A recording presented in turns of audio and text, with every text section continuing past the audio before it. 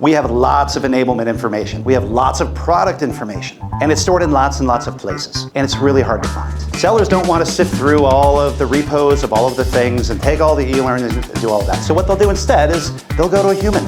B, it sucks for the sellers because they're waiting still. And C, it's affecting revenue. Sound familiar?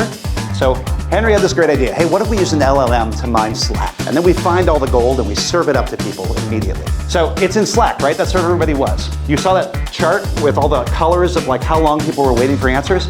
This is not sped up. That's how long it took.